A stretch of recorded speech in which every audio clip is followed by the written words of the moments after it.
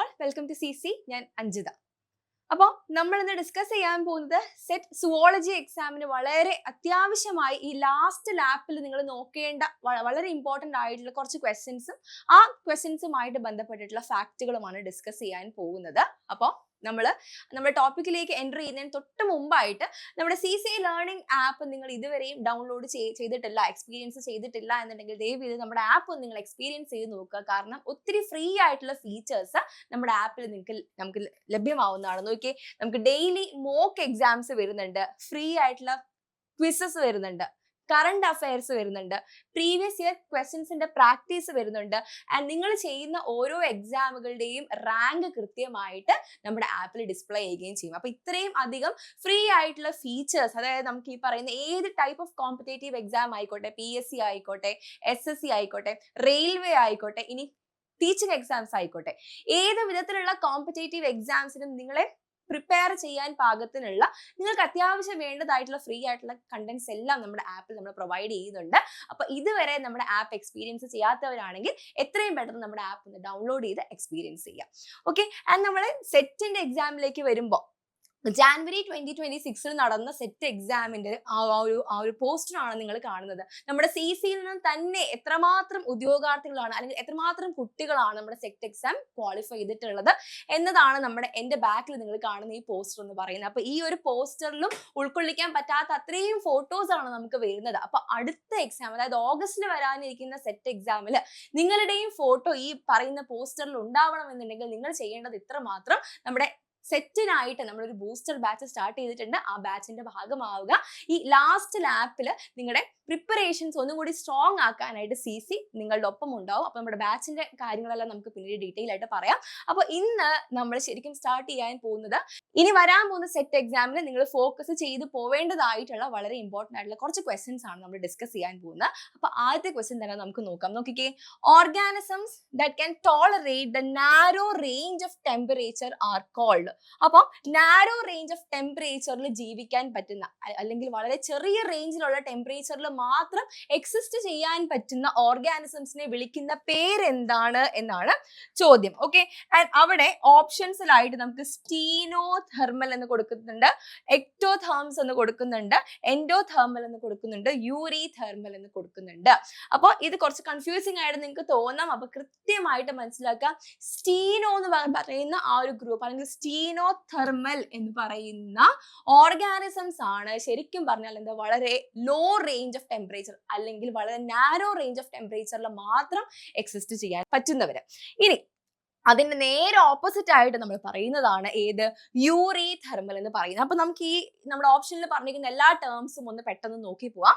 ആദ്യത്തെ സ്റ്റീനോതെർമൽ എന്ന് പറഞ്ഞാൽ they can tolerate only A narrow range of temperature, വളരെ ചെറിയ റേഞ്ച് ഓഫ് ടെമ്പറേച്ചറിൽ മാത്രം സർവൈവ് ചെയ്യാൻ പറ്റുന്നവരാണ് സ്റ്റീനോതെർമൽ എന്ന് പറയുന്നത്. ഇതേപോലെ വളരെ നാരോ റേഞ്ച് ഓഫ് സലൈനിറ്റിയിൽ എക്സിസ്റ്റ് ചെയ്യാൻ പറ്റുന്നവരാണെങ്കിൽ സ്റ്റീനോ ഹാലൈൻ എന്നാ വിളിക്കുക, അല്ലെ? അപ്പൊ നോക്കിക്കേ, ഇതിന്റെ എക്സാമ്പിൾ ആണ് കോറൽസ് വരുന്നുണ്ട്, അന്റാർട്ടിക് ഫിഷസ് വരുന്നുണ്ട്, ട്രോപ്പിക്കൽ റീഫ് ഓർഗാനിസംസ് ഒക്കെ നമുക്ക് എന്താണ് സ്റ്റീനോതെർമലിന്റെ എക്സാമ്പിൾ ആയിട്ട് പറയാം.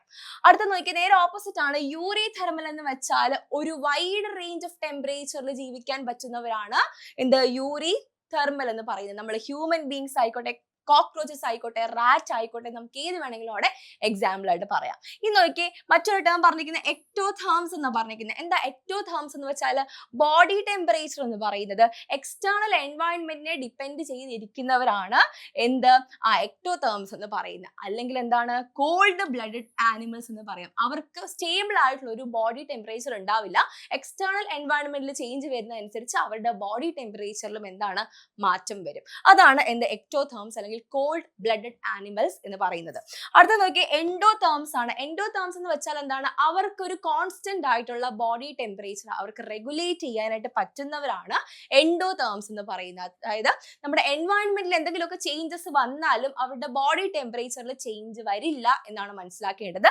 അപ്പൊ ഇങ്ങനെയുള്ള ഓർഗാനിസംസിനെ നമുക്ക് എന്താ, വാം ബ്ലഡഡ് ആനിമൽസ് എന്നും വിളിക്കാം. അതാണ് എൻഡോതെർംസ് എന്ന് പറയുന്നത്. അപ്പൊ ഈ 4 ടേംസിൽ നിന്നും ഇവിടെ നമ്മുടെ ആൻസർ ആയിട്ട് വരുന്നത് സ്റ്റീനോതെർമൽ, ഓപ്ഷൻ A ആണ് നമ്മുടെ ആൻസർ. ഓക്കെ, എങ്കിൽ നമുക്ക് അടുത്ത ക്വസ്റ്റ്യനിലേക്ക് പോവാം. അടുത്ത ക്വസ്റ്റ്യൻ നോക്കിയേ, What is the significance of telomerase in according to the aging and cellular senescence? അപ്പോൾ telomerase എന്ന് പറയുന്ന എൻസൈമില് നമ്മുടെ സെല്ലുലാർ സെനസൻസ് അല്ലെങ്കിൽ ഏജിങ്ങുമായി ബന്ധപ്പെട്ട് എന്താണ് അതിന്റെ പ്രാധാന്യം എന്നാണ് ചോദ്യം. ഇവിടെ ഓപ്ഷൻസ് ഒന്ന് വായിച്ചു നോക്കി. telomerase accelerates aging by promoting cell division എന്ന് പറയുന്നുണ്ട്. telomerase prevents aging by repairing cellular damage എന്ന് പറയുന്നുണ്ട്. ഓപ്ഷൻ സി പറയുന്നു telomerase has no impact on aging process എന്ന് പറയുന്നു. ഓപ്ഷൻ ഡി പറയുന്നു telomerase helps maintain telomere length slowing down the aging process എന്ന് പറയുന്നുണ്ട്. അപ്പൊ telomerase എന്ന് പറയുന്ന എൻസൈമും അല്ലെങ്കിൽ ഈ എൻസൈമും ടീലോമിയറുമായിട്ടുള്ള ബന്ധം എന്താണ് എന്നുള്ളതാണ് ആദ്യം നമുക്ക് മനസ്സിലാക്കേണ്ടത്. സോ ഇതിന്റെ ഒരു എക്സ്പ്ലനേഷൻ കഴിഞ്ഞിട്ട് വീണ്ടും നമുക്ക് ഈ ക്വസ്റ്റ്യനിലേക്ക് വരാം. എന്നിട്ട് നിങ്ങൾക്ക് ആൻസർ ചെയ്യാൻ പറ്റുന്നുണ്ടോ നോക്കാം നമുക്ക്. Telomeres are the repetitive DNA sequences. Telomeres എന്ന് പറഞ്ഞാൽ എന്താണ്? ഹ്യൂമൻ ബീയിങ്സിൽ ടീലോമിയേഴ്സിന്റെ സീക്വൻസ് എന്ന് പറയുന്ന TTA-GGG എന്ന് പറയുന്ന സീക്വൻസ് ആണ് വരുന്നത്. അതെന്താണ്? റെപ്പറ്റേറ്റീവ് ആയിട്ടുള്ള DNA സീക്വൻസുകളാണ്. ഇനി ഇത് എവിടെയാ കാണുന്നത്? ക്രോമസോംസിന്റെ എൻഡിലായിട്ടാണ് കാണുന്നത് അല്ലെ. ക്രോമസോംസിന്റെ എൻഡിലായിട്ടാണ് എന്ത് കാണുന്നത്? ടീലോമിയേഴ്സ് കാണുന്നത്. ആൻഡ് ഇതെന്താ ചെയ്യുന്നത്? They actually protect the chromosomes from degradation and prevent the loss of important genetic informations during DNA replication. DNA replicate ചെയ്യുന്ന ടൈമിൽ നമ്മുടെ ക്രോമസോംസിനെ മറ്റ് എൻസൈംസ് ഒന്നും വന്ന് ആക്ട് ചെയ്യാതെ അതിനെ ഡീഗ്രഡേഷനിൽ നിന്നും പ്രൊട്ടക്ട് ചെയ്യുക എന്നുള്ളൊരു ഫംഗ്ഷൻ ആർക്കുണ്ട്? ടീലോമിയേഴ്സിനുണ്ട്.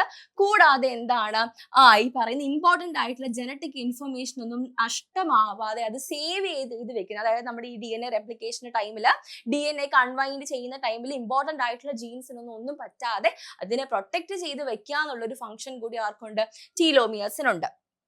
ഇനി with each round cell division, ഓരോ റൗണ്ട് സെൽ ഡിവിഷനും തീരുമ്പോൾ അവിടെ എന്താ സംഭവിക്കുന്നത്?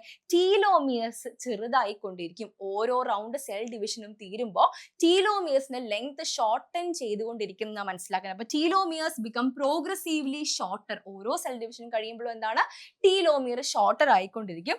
അങ്ങനെ ഒരു പെർട്ടിക്കുലർ ലിമിറ്റിൽ കൂടുതൽ ഇത് ഷോർട്ടായി കഴിയുമ്പോൾ അതെന്താണ്? ആ ഒരു പെർട്ടിക്കുലർ സെല്ല് ഏജ്ഡ് ആവും അല്ലെങ്കിൽ സെനസിൻസിലേക്ക് എത്തി എന്ന് നമുക്ക് പറയാം. ഏജ്ഡ് ആവും. അപ്പൊ ഒരു സെല്ല് ഏജ്ഡ് ആവണമെങ്കിൽ ടീലോമിയർ എന്താണ്? ഒരു പെർട്ടിക്കുലർ ലിമിറ്റിൽ കൂടുതൽ ഷോർട്ടൻ ചെയ്തിട്ടുണ്ടാവണം. അങ്ങനെയൊക്കെ വരുമ്പോൾ ആ സെൽ എന്താണ്? അപ്പോട്ടോസിസിന് വിധേയമാകുന്നു അല്ലെങ്കിൽ സെൽ ഡെത്തിന് വിധേയമാകുന്നു എന്ന് നമുക്ക് പറയാം. ഓക്കെ, അപ്പൊ ഇതാണ് ടീലോമിയർ എന്ന് പറയുന്നത്. ഇനി ടീലോമിയറേസ് എന്ന് പറയുന്ന എൻസൈമിന് എന്താണ് ഇവിടെ പ്രാധാന്യം? This is the ribonucleoprotein enzyme that contains TERT, a catalytic protein unit, and TERC, which is a RNA template. അപ്പോൾ ടീലോമിയറേസ് എന്ന് പറയുന്ന ഈ എൻസൈം ബേസിക്കലി എന്താണ്? ഒരു റൈബോന്യൂക്ലിയോപ്രോട്ടീൻ എൻസൈം ആണ്. റൈബോന്യൂക്ലിയോപ്രോട്ടീൻ എൻസൈം ആണ്. ആൻഡ് ഇതിൽ പ്രധാനമായും രണ്ട് സബ് യൂണിറ്റുകളുണ്ട്, രണ്ട് ഭാഗങ്ങളുണ്ട്. ഒന്ന് TERT, TERT. എന്താണ് അതിന്റെ ഫുൾ ഫോം? ടീലോമിയറേസ് റിവേഴ്സ് ട്രാൻസ്ക്രിപ്റ്റേസ് എന്നാണ് അതിന്റെ ഫുൾ ഫോം പറയുന്നത്. എന്താണ്? കാറ്റലിറ്റിക് സബ് യൂണിറ്റ് ആണ്. കാറ്റലിറ്റിക് സബ് യൂണിറ്റ് ആണ് TERT എന്ന് പറയുന്നത്. രണ്ടാമത്തേതാണ് TERC. TERC എന്ന് പറയുന്നത് ടീലോമിയറസ് RNA കമ്പോണന്റ് എന്നാണ് പറയാ. ഇതെന്താണ്? RNA ടെംപ്ലേറ്റ് ആണ്. ഇത് ഒരു ടെംപ്ലേറ്റ് പ്രൊവൈഡ് ചെയ്യുന്നു. ഇതൊരു RNA ടെംപ്ലേറ്റ് പ്രൊവൈഡ് ചെയ്യുന്നു.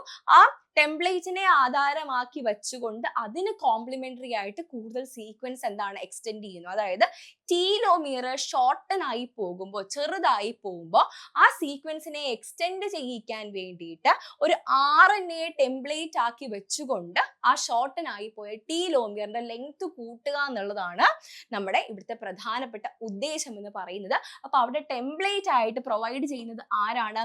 TERC ആണ്. ഓക്കെ, അപ്പൊ ഈ രണ്ട് സബ് യൂണിറ്റ്സ് ചേർന്നതാണ് ടീലോമിയറേസ് എന്ന് പറയുന്ന എൻസൈം. ആൻഡ് ഈ എൻസൈം എന്താ ചെയ്യുന്നത്? ടീലോമിയേഴ്സിനെ എക്സ്റ്റെൻഡ് ചെയ്യുന്നു. അതുവഴി ഏജിങ് എന്ന് പറയുന്ന പ്രോസസ്സിനെ ഡിലേ ചെയ്യുന്നു എന്നതാണ് ഇതിന്റെ പ്രധാനപ്പെട്ട ഫംഗ്ഷൻ.